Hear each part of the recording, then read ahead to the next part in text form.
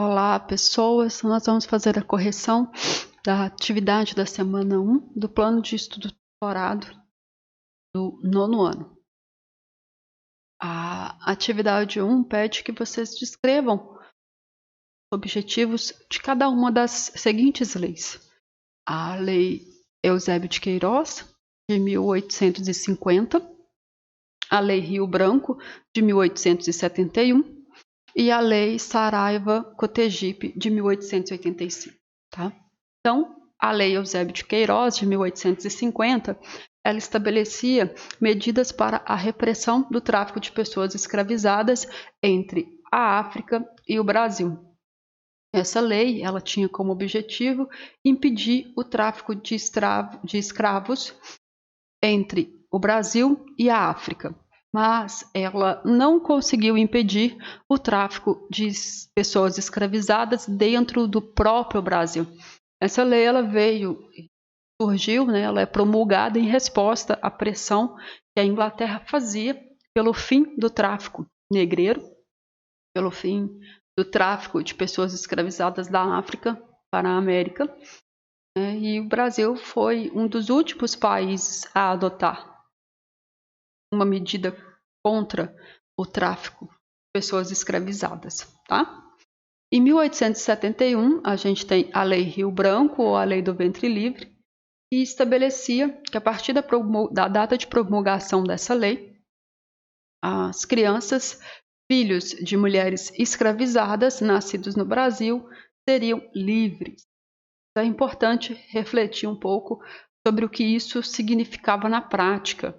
Uma criança nascida de uma mulher escravizada era livre, mas quem cuidaria dessa criança? Então essas crianças elas ficavam com as mães senzala até uma certa idade. Lá elas cresciam, trabalhavam os fazendeiros e se essa mulher escravizada não tivesse outra pessoa com quem deixar essa criança acabava ficando ali na fazenda e sendo explorada pelos fazendeiros da mesma forma que sua mãe e seus outros familiares. Então, na prática, ela não significou realmente as crianças nascidas a partir de 1871 tornariam livres, né? Em 1885, a gente tem a Lei Saraiva-Cotegipe, ou a Lei dos Sexagenários. Essa lei ela garantia a liberdade às pessoas escravizadas com 60 anos de idade ou mais. Outra lei que, na prática, fez pouca diferença também. Porque a gente sabe, pouquíssimas pessoas, né, vivendo as mazelas da escravidão, conseguiam passar de 60 anos de idade. E as poucas pessoas que conseguiam chegar nessa idade não tinham condições de viverem dignamente fora das fazendas, né? Elas iam trabalhar onde? Morariam onde?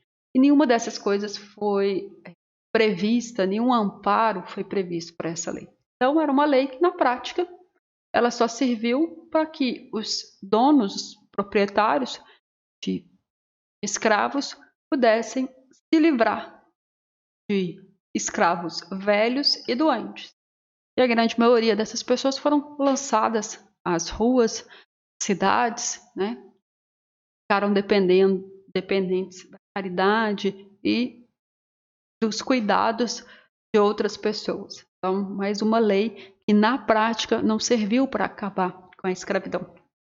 Assim como a própria Lei Áurea, né, de 1888, que põe fim à escravidão, mas não prevê uma indenização às pessoas escravizadas e não estabelece como que essas pessoas vão ser inseridas na sociedade e que na prática é só uma lei que desonerou ou beneficiou até de certa forma aos fazendeiros que foram indenizados pelo Estado ao libertarem seus escravos, né, pela libertação dos escravos, mas os escravos, as pessoas escravizadas mesmo, não tiveram grandes apoios do Estado para refazerem a sua vida, né?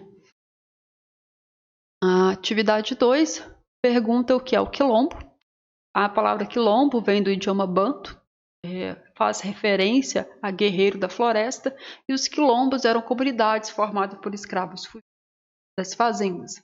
Então, as pessoas escravizadas resistiam à escravidão de diversas formas, e uma dessas formas eram as fugas. Eles fugiam e formavam essas comunidades, eles plantavam e viviam livremente. O quilombo mais conhecido com toda certeza é o Quilombo dos Palmares, né, que tinha como líder Zumbi. A letra B da atividade 2 é o que significa banzo. Banzo, do idioma Kibuntu Mimbanza, significa aldeia. Era como se chamava o sentimento de melancolia, de tristeza profunda em relação, saudade, né, melancolia, tristeza, saudade, falta em relação à terra natal, e de aversão à privação da liberdade praticada contra a população africana escravizada. O banzo era uma doença que acometia as pessoas que eram escravizadas, que eram capturadas na África, colocadas em navios em péssimas condições e trazidas para o Brasil para viverem os tormentos e o sofrimento causado pela escravidão. Então, essa tristeza de ser roubado do seu lar, de sua casa, fazia com que as pessoas, né, até chegassem à morte, de tamanha tristeza, por estarem vivendo tamanha atrocidade que é a escravidão. A atividade 3 pergunta sobre outras formas de resistência. Então, foram formas de resistência, né? As pessoas resistiram à escravidão por meio de revoltas, por meio de fugas coletivas ou individuais, revoltas contra os feitores e seus senhores. Poderia ou não ter o assassinato desses, né? A gente tem alguns relatos de revoltas em fazendas que terminaram com o assassinato dos feitores, dos donos das fazendas.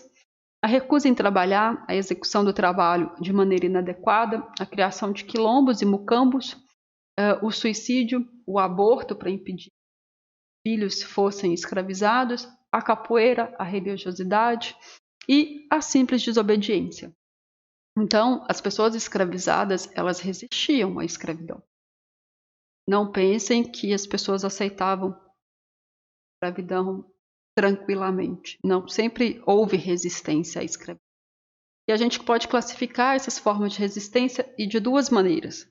A resistência insurgente, seriam as revoltas, as fugas, os quilombos, e as resistências ajustadas ou adaptadas, né?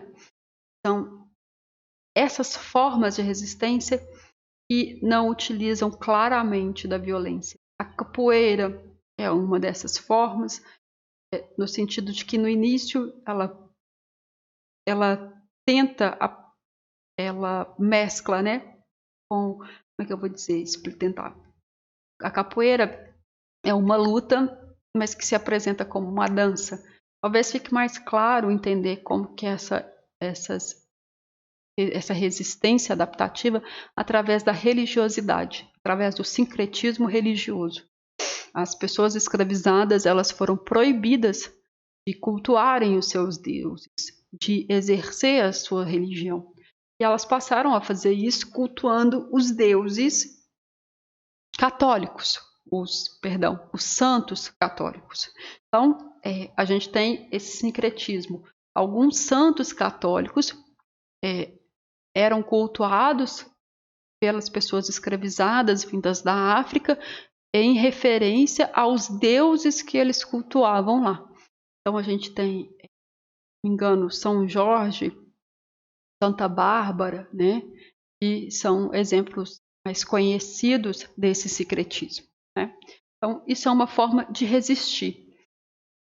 E o senhor que estava vendo lá os seus escravos irem à missa, rezarem para Santa Bárbara, para São Jorge, não imaginava que naquele momento eles estavam, na verdade, cultuando os seus deuses, ou seja, exercendo, fazendo aquilo que lhes foi proibido. É uma forma de resistir.